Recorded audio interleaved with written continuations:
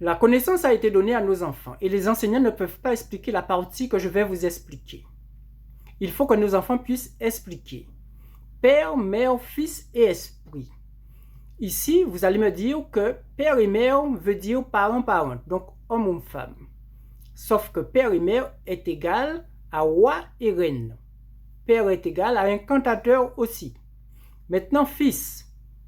Fils, vous allez me dire que c'est papa et maman qui donnent fils. En êtes-vous sûr? Donc, égal fille aussi. Maintenant, asseyons-nous sur la terre.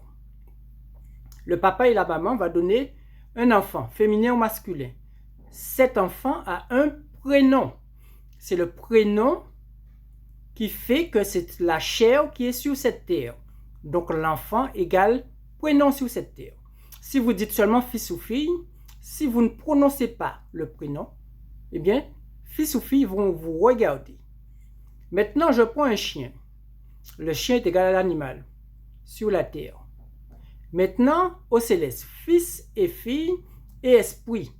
L'esprit représente qui? Il vous suffit juste de regarder la connaissance de l'Égypte qui a très bien expliqué cette partie. Cette partie, vous regardez qu'il y a un fils qui est debout ou fille debout et la tête ressemble à la tête du chien. Est-ce que ceci peut se faire sur cette terre? Non, ce n'est pas la connaissance de la terre. Vous avez fils, fille et esprit. L'esprit représente l'animal. Je vais m'expliquer.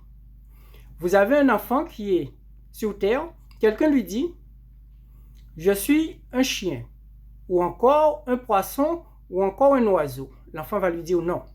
Ici, c'est dans l'écriture de la surface. La personne lui dit « La nuit porte conseil ». Lorsque l'enfant va dormir, l'enfant va rêver que cette personne se transforme en poisson et plonge dans l'eau, ou encore en oiseau et vole, ou encore se transforme en chien. Ici, c'est l'écriture vulgaire qu'on appelle incantation qui a été révélée, qu'on faisait sous terre et qui est montée à la surface. Qui veut dire que n'importe quelle personne qui a une connaissance peut vous faire faire ceci et le suivre pour arranger ses affaires. Maintenant, la solution qui est donnée à nos enfants, pardon. Vous allez en Matthieu 17.1, vous avez ici le véritable EL.création. Ce n'est pas le créateur. Hein. La femme est créateur, il y a des voitures, donc la femme ou l'homme peut être créateur. En Matthieu 17.1 à 5, vous avez le véritable EL.création de tous, qui est véritable, EL.Seigneur, lumière, parole, qui veut dire saint parole, sacrée parole, EL.lire.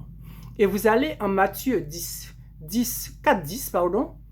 Ici, vous avez le véritable Christ, le véritable EL.Seigneur, lumière, parole, fils au siècle des siècles. Et il dit, seul au véritable EL.Seigneur, lumière, parole, EL.création, justice, que vous ferez un culte. C'est écrit, vous pouvez aller lire, je vous ai dit.